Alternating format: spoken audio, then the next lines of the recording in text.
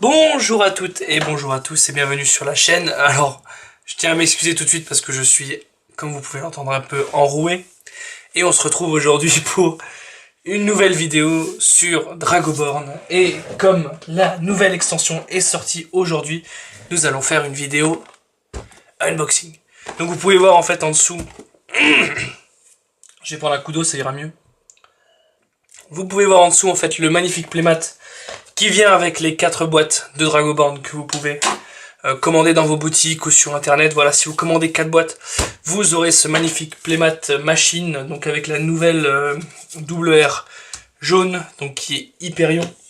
Alors il n'est pas exclu que je fasse des petites coupures durant cette vidéo pour justement me moucher, parce que comme je l'ai dit, je suis assez malade. Donc voilà, je vous montre Hyperion. On a vraiment une très belle carte et le playmat est vraiment somptueux. Alors, avant qu'on commence à ouvrir cette boîte, j'aimerais vous montrer quelque chose. Je vais vous montrer en fait les cartes que j'ai réussi à ouvrir pour l'instant avec cette extension. Donc juste les doubles, hein, donc les grosses cartes. Donc, alors je sais pas si vous voyez bien, donc Tao 7, ancienne ruler. Quand cette unité attaque, elle coûte 7 par contre et elle a 7 de stats. Quand elle attaque, on peut révéler les 3 cartes dessus du deck. Si on le fait, on choisit jusqu'à une créature parmi elles. Et on met le reste au bottom et on invoque la créature qu'on a choisie. Et quand elle est Drago Cross rouge, cette créature ne peut pas être détruite pendant ce tour. Ça c'est vachement sympa. Donc j'en ai eu 3. Vous verrez que le tirage que j'ai est assez homogène. Sur les 10 double R de l'extension, j'en ai eu 6. Donc voilà, il m'en manque beaucoup. Donc Hyperion, Sovereign Avatar, que j'ai eu x2 je crois. Non, 3. Il y en a un qui traîne ici. Donc c'est un monstre machine, donc du nouveau support pour le deck machine qui avait été amorcé en BT2. Donc quand cette créature dans votre main gagne -1 pour chacun de vos machines, on suppose que c'est les machines sur le terrain. Là il y a un petit problème de warning je trouve avec cette carte. Quand il est invoqué, on choisit jusqu'à 1 dé, on le détruit. Et enfin, troisième effet, lorsqu'il est Drago Cross, on peut infliger 1 à toutes les créatures adverses. Donc vraiment une très bonne carte pour machine. Ensuite, j'ai eu 3 Céledros, donc vous voyez 3-3-3 pour l'instant. Donc Céledros, c'est le bleu. Il dit quand il est Drago Cross bleu, on choisit une créature ou un ambush adverse et jusqu'à la fin du prochain tour, cette carte n'a plus d'effet et ne peut pas attaquer ou bloquer.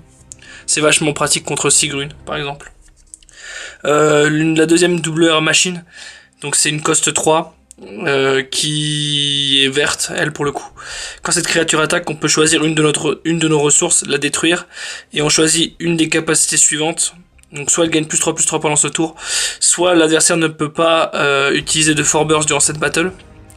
Et si on a détruit une ressource qui est machine, on met la top carte du deck dans la ressource zone et cette créature, si elle est Drago Cross, on choisit les 2 capacités, donc +3/+3 et le Forburst. Enfin, et pas de Forburst. Du coup j'en ai eu 3. Ensuite on passe au noir. J'ai eu la spell Unholy Alliance. Donc elle dit on regarde les 5 cartes dessus du deck pour 3. On regarde les 5 cartes dessus du deck. On va chercher jusqu'à un démon ou un gobelin. Donc c'est en fait dans l'archétype, enfin, elle rentre parfaitement dans le nouveau deck gobelin démon qui va pouvoir être créé avec cette extension. Donc on joue jusqu'à un démon, un gobelin parmi ces cartes, on l'ajoute à sa main et le reste va en discard pile, pardon. Et la prochaine fois qu'on invoque un démon ou un gobelin, son cost est réduit de 3. Donc basiquement c'est un free tuto en fait. J'en ai 2. Et là en fait j'ai eu ce démon là en foil. Donc Erigor. Erigor qui dit quand cette créature deal des dommages à un fort ou une créature, on peut infliger 2 à toutes les créatures adverses. C'est vachement balèze. Et ensuite quand elle est Drago Cross, quand cette créature inflige des dommages, on augmente le nombre de dommages par 1. C'est-à-dire que si elle attaque un fort et qu'elle le détruit, au lieu de mettre un dommage au fort, elle va détruire les 2 forts. Pareil, si en fait elle tape une créa, elle va rajouter un dégât de plus. Mais c'est en fait le plus intéressant, c'est vraiment les taper les forts. Et enfin, j'ai eu aussi un autre truc qui est vachement sympa. C'est l'une des nouvelles secrètes de l'extension. Donc qui est une secrète bannière jaune. Donc ici c'est la citadelle de l'ogresse. Le lieu de résidence de Altaïn, pour ceux qui suivent un peu le lore de Dragoborn. Donc voilà, vraiment une super belle secrète rare que je me suis empressé de mettre dans l'un de mes decks.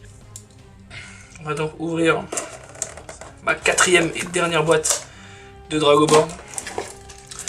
Enfin, dernière boîte pour l'instant, on va dire. Donc le design toujours des boîtes assez sympa. On va essayer de faire ça assez vite. Parce que je sais que vous n'aimez pas les vidéos qui sont trop longues. Alors, dans une boîte, on a toujours 20 boosters. Voilà. Dans une boîte, on a toujours les bannières. Une de chaque. Et dans le fond de la boîte, on a toujours un set de dés qui maintenant sont translucides depuis la BT2. Allons-y. Ouvrons rapidement ces boosters. Peut-être une deuxième secret. Alors je vais essayer de vous montrer bien les illustrations. On va essayer de zoomer un tout petit peu. Un petit peu beaucoup d'ailleurs. Alors, Guardbreaker Angel.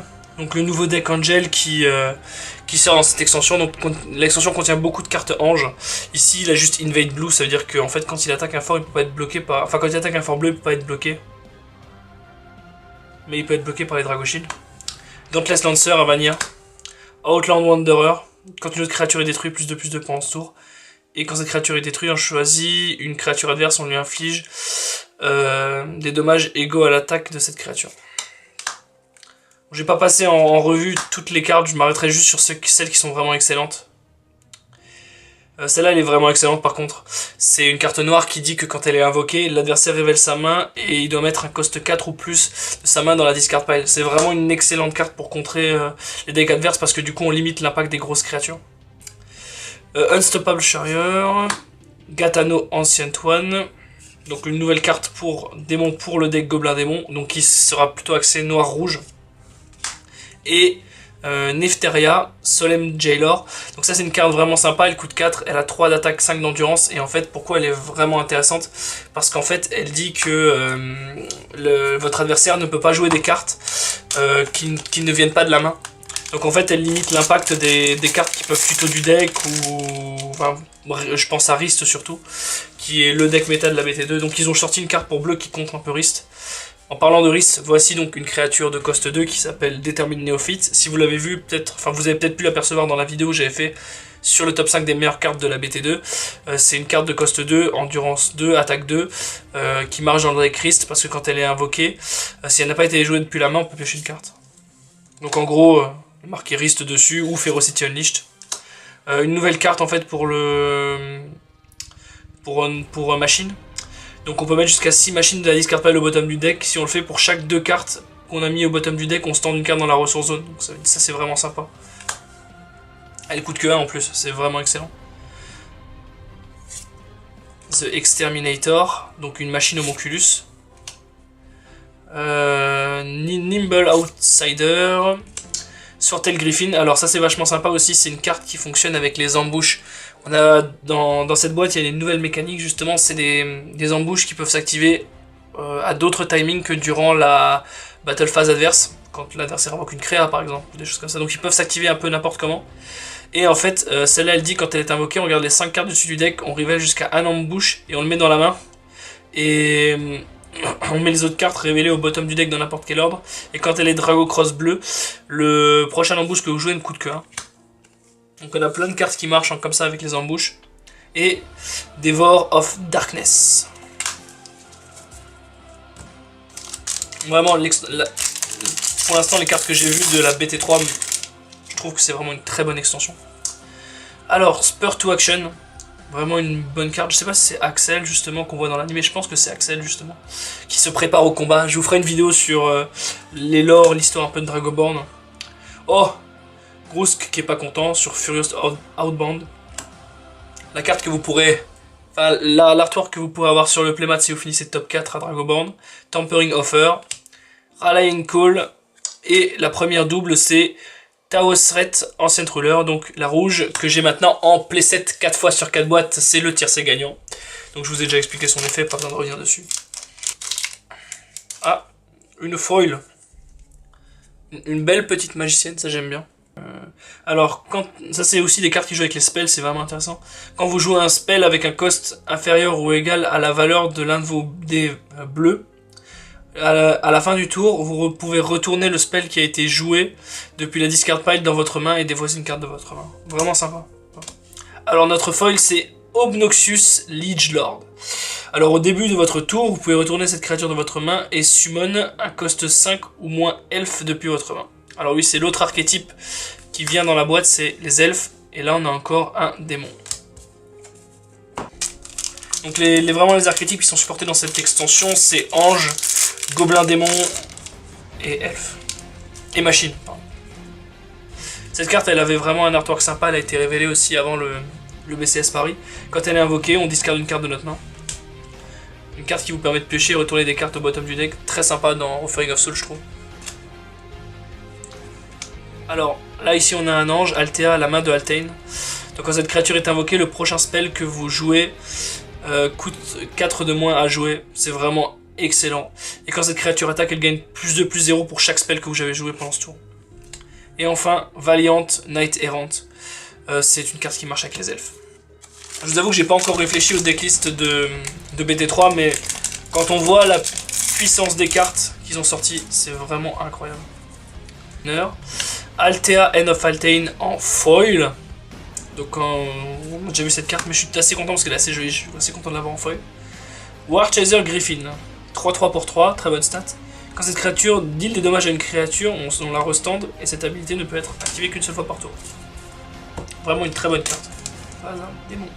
Mais là on a des cartes vraiment comme ça, je sais pas si on a pour toutes les couleurs, des 2/2 pour 2, qui disent quand elles sont invoquées, on détruit un dé d'une certaine couleur, on détruit tous les dés d'une certaine couleur. Par exemple lui il détruit tous les dés verts. Ou alors c'est que noir qui a ça, je sais plus. Carte. Ah, carte foil qui est Flame Feather Shot. Alors pour payer le coût de ce spell, donc il coûte 5, vous pouvez aussi choisir une. Enfin, vous devez choisir une de créatures et la détruire, une de vos créatures et la détruire. Et vous infligez X dommages à toutes les créatures adverses où X est l'attaque de la créature que vous avez détruite. Donc ça peut raser le board, c'est vraiment pas mal. Et ensuite, Giorno Eyes of Fate, pardon. C'est une carte ange et c'est une rare. C'est celle que vous aurez en full art si vous remportez justement le BSF France. Encore une carte pour risque, quand elle est invoquée, s'il n'a pas été joué depuis la main, on affiche 3 à une créature adverse. Encore Groose qui est pas content. Reconstructed Sphinx. Elle est vachement belle, je trouve. Et je sais pas si vous la voyez bien. Vachement belle et vachement forte. Alors, c'est pour le deck Gobelin Démon, mais c'est un humain. Elle coûte 4. Et en fait, quand elle est invoquée, on peut choisir... Ah non, c'est un acte, pardon. Donc tous les tours, on peut choisir un gobelin et le détruire. Si on le fait, on choisit 3 cartes dans la ressource zone et on les restand. Ce qui veut dire qu'en fait, si vous pétez un démon, si vous pétez un gobelin, elle vous coûte que 1 à jouer en fait. Et une rare, Aggress Defiler of Mind. Quand cette créature est invoquée, on inflige X dégâts à tous les non-démons, où X est le nombre de gobelins. Donc encore une fois, une carte pour démon gobelin. Pour l'instant, qu'une seule double. Bon, j'ai confiance dans les ratios, mais... Et Against All Odds, c'est donc la double R de l'extension, enfin la double R que j'ai dans cette boîte, je n'en ai qu'une, donc c'est injouable, puisque en fait il en faut plusieurs. En fait c'est un embouche qui dit que quand ce fort est attaqué, on peut chercher un autre Against All Odds et le placer face down, et depuis le deck, dans une embouche zone, et shuffle le deck, et ensuite on choisit jusqu'à 2 créatures adverses, et les créatures adverses ne peuvent pas attaquer pendant ce tour. Donc voilà, ça c'est vraiment fort parce que ça vous permet de louper les embouches dans un deck, ça c'est vraiment sympa. La baleine, je sais pas si on l'avait déjà vu. Quand elle est détruite, on choisit une de créature, on choisit une de la créature et on la détruit. Ça peut comboter. Magma Elemental, donc c'est la cover de la boîte. Quand cette créature est invoquée, si on a un embouche, on choisit une créature adverse et on lui inflige 3 dégâts. Hop, passe. Ça elle est vraiment belle, je trouve. Je sais pas si vous voyez bien. Vraiment très belle. Quand cette créature prend des dommages par un spell, on peut siphon X et réduire ses dommages de X. Donc en gros on peut la protéger des dégâts par effet. Petit corps sur notre ami, notre deuxième ami. Et une troisième double donc pour machine que je vous ai déjà présenté en fait en introduction de la vidéo. Donc maintenant j'ai potentiellement mon playset je crois, donc voilà, c'est assez cool. Une carte pour ange qui dit au début de votre tour, vous pouvez retourner cette créature de votre main. Si vous le faites, je vous laissez une coste que 4 ou 5 yellow ou green de votre main et vous l'invoquez. Alors ça c'est bien parce qu'en fait vous le jouez sur le terrain, s'il ne se fait pas field control au début de votre prochain tour, vous le remontez en main, vous invoquez Sigrun ou Giorno ou la main de Altain, vraiment excellent. Ah, une foil, c'est un vanilla. Je suis verni sur cette boîte. Alors quand cette créature est invoquée, on choisit un cost 2 créature depuis la discard pile et on l'invoque. C'est fort. C'est vraiment pas mal ça. C'est vraiment pas mal. Hop, hop, hop. Je sais pas si vous voyez, mais je trouve que les cartes sont vraiment très très belles. Ah, encore une double que j'avais déjà. Et quand cette créature est invoquée, on détruit tous les dés rouges. Donc non, en fait, Noir n'est pas le seul à avoir ce type de créature. Et en plus, c'est un elfe. Donc ça va vraiment rendre le match-up vraiment intéressant. Il nous reste 2 boosters avec celui-là. Ok, ok. Ah voilà, quand cette créature est invoquée, on détruit tous les dés noirs. Donc je pense que tous les... Ah, une foil. Je pense que tous les trucs ont ce type d'effet. Ensuite, cette carte elle coûte 4, elle est 3-2, et quand votre créature prend des dégâts par un battle, elle prend un dégât seulement. Donc c'est vraiment vraiment très très fort. Elle n'a pas des stats de ouf, elle a un cost plutôt élevé, mais franchement c'est vraiment pas mal. Donc là on a une chance sur 2 d'avoir une double, et ce n'est pas une double, donc la dernière carte, enfin le dernier booster contient la dernière double R, qui sera peut-être une double R foil, attention. Ah. Ah. Ça on s'en fout. Ça je ne sais pas ce que c'est. Toujours cette petite carte machine très excellente. Ah, encore un ange, excellent. Et notre dernière double sera... Ah bah je l'avais déjà, bon bah... Voici donc mon tirage sur 4 boîtes, un tirage plutôt homogène, avec beaucoup de cartes playset. Peut-être pas celle qui m'intéresse le plus, moi c'est Against the Load qui m'intéressait vachement. Mais bon, on peut pas tout avoir dans la vie, je trouve que j'ai plutôt eu un bon tirage, surtout avec cette jolie bannière secrète. Maintenant il va falloir builder les decks et bien réfléchir aux combinaisons possibles. Et donc on verra comment ça tourne dans une prochaine vidéo de Fight Dragonborn. En tout cas j'espère que la vidéo vous aura plu, malgré ma voix un peu cassée. Et j'espère qu'on se retrouvera très vite pour une nouvelle vidéo sur Dragonborn ou sur Vanguard. Allez, passez une très bonne journée, à bientôt.